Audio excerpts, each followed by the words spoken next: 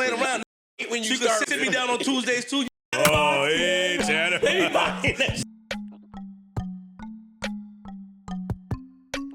So, word on these content streets, Chatterboxx fam, is that Flip has been demoted. But has he? Let's talk about it. If you remember, back on episode 835 on June 18th, titled The Devil's Breakfast, QueenzFlip had a moment where he reflected on a private conversation about his performance review with Joe. He says, "Yo, please pass me the ball. Please allow me to introduce something, announce something, or do a segment." No, I didn't use trying to speak on a topic here. It's like trying to win the lottery. That's crazy. And in that moment, Joe talked to him about notes he's made about things Flip has done. Keep this in mind. And what each of them are earning. I said, real talk. What you made last month?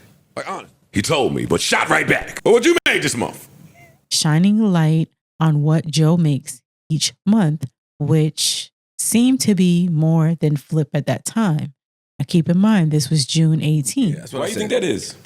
There's a lot of voices, a lot of passion when it comes. A lot of us are passionate. Somebody got to go. Wait a minute. Y'all spoke on the phone about somebody leaving? Let me just. Did this moment set the stage for their power dynamic and who needs who more?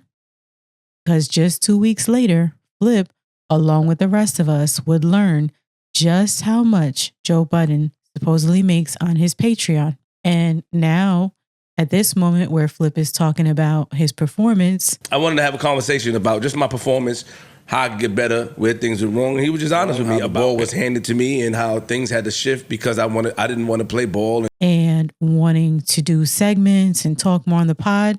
This was 7 or 8 months after Mark Lamont Hill joined, and now add Mona to the mix. We are seeing in real time that Joe is taking advantage of his picks for a rotating cast, and he is setting plans in motion. So my question is, what are those plans? And does that include QueenzFlip? With him stating price increases to the tiers and some changes coming in 2026, will we see more shows coming out of the JBN camp? And what changes to the cast will we be seeing? Because back to that performance review I told you to keep in mind. It was a real in-depth conversation about performance review and how you can improve.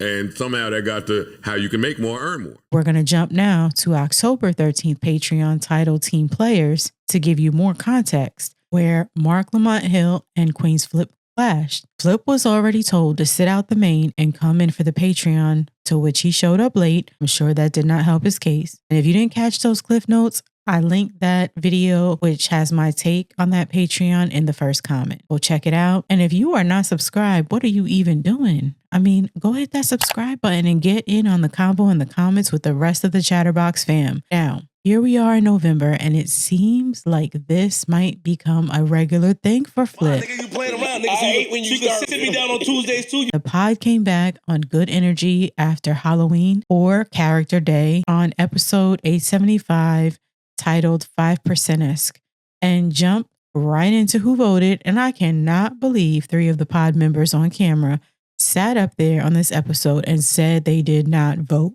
like a non-voter. Who do you think it was? Chatterboxx fam, drop your guesses in the comments. One of them I'll go ahead and give you. It was Ish. Yes, I'm telling. Can you believe this is just after he sat up there under those pod lights and fixed his lips to say he had someone in his ear trying to get him into politics? Lenny lied. Lenny lied. And in the middle of them talking politics, Mark Lamont Hill has something in his pocket making noise and appears to be signaled by Parks to fix it. Mikey Sherrill all day. Mikey Sherrill's You already know Parks does not play about the sound quality up there. What do you guys think it is? Oh, she was one of the first people in This man takes a whole bagel out of his pocket, and that's not what caught me off guard. It was him throwing it behind the couch, making a thump sound like we were not going to hear that. I mean, the tables are on either side of you. Were they not an option? English Danish out of your pocket. I threw it so that y'all wouldn't hear it. It did not draw attention to it. But these two over there. Already they're off to being in a playful mood, just like they were on Character Day. And hold the line, Chatterboxx fam, because I have a bone to pick with the JVP. Now, they did start off potting in mass. If you didn't see what they dressed up as, let's rewind it back. Yeah, Potentially. So happy Halloween, y'all.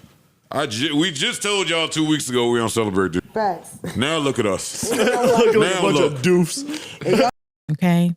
Now, I did love Joe getting the mask and not leaving Ice on an island this year, but I want to know why Imani was not included. JPP, come to the front. I cannot believe you guys took the pic and couldn't wait for him or didn't take another one with him in it. He looked like he has been waiting for this moment his whole life, wig and all, and even a bit in character when he went up to Mona. That's synthetic hair too. MJ would never. No, that's his hair. Manny.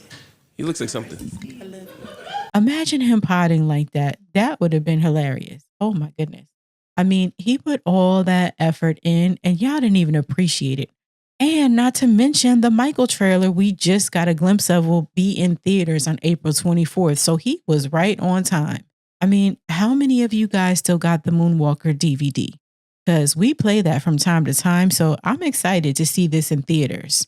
What is your favorite MJ song that you hope to see on the big screen? But back to the pod. While none of them really had Halloween plans, Flip went to a haunted house. Now, I watched the video, and when I tell you they had me rolling just looking at these snapshots, I was in tears. I have always wanted to do one, but let me tell you, one year we took the kids to one of these haunted hallways. It was inside one of the schools in Jersey City.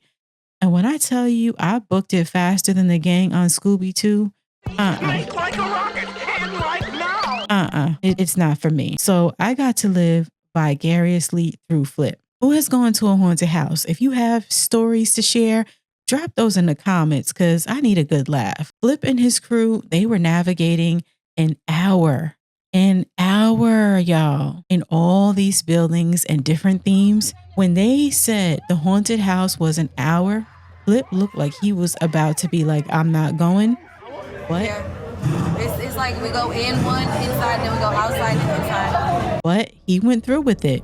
I mean, he did keep pushing Queen into the front, who had me cracking up laughing. Y'all really got to go watch the whole thing and look at their facial expression. I was mad for them that the lady at the end didn't have their photos. So I went ahead and took a couple for them. Take a look. So while Flip seems to be doing more of his IRL content and the internet is buzzing with Flip being quote unquote demoted, I sat him down because I'm not agreeing with none of that that's being said. Or let's hear what Joe Budden himself has to say. them out there is talking about Flip has been demoted. Hear it from my mouth. Flip hasn't been demoted. If anything, she's being paid the exact. He's being paid the. Okay, well, you heard it straight from his mouth.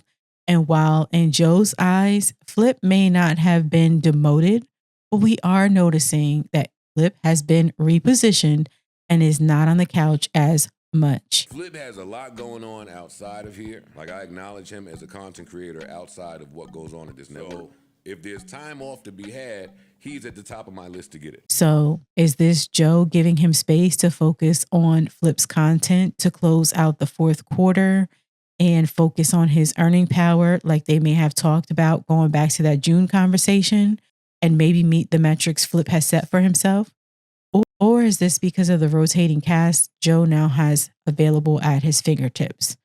I mean, Ian did say they had too many mics and didn't need Flip for one of the pods. As if. All I know is this is the time of year I wait for. When I see Joe Budden's red beanie come out, this is what I hear. Come out to play. But these last few pods are making me wonder if the JBP is going to come out to play this fourth quarter because they are looking real comfy on those couches. I mean, they're throwing bagels behind the couches. They're getting up and walking around.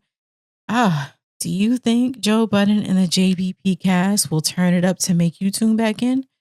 Because I don't know right now, the way the pods are looking and sounding and reading some of your takes, like pods have been hard to get through, you're not finishing episodes and so on. It might be a dry winter in Podverse. So, to Joe Budden, and the JBP cast. Do you still have what it takes to turn it up this season? Or is it time to hang it up like those basketball shoes? I mean, you still got 55 days in the year. Chatterboxx fam, drop your thoughts and let's talk about it in the comments. Like, share, subscribe, and go check out my Patreon.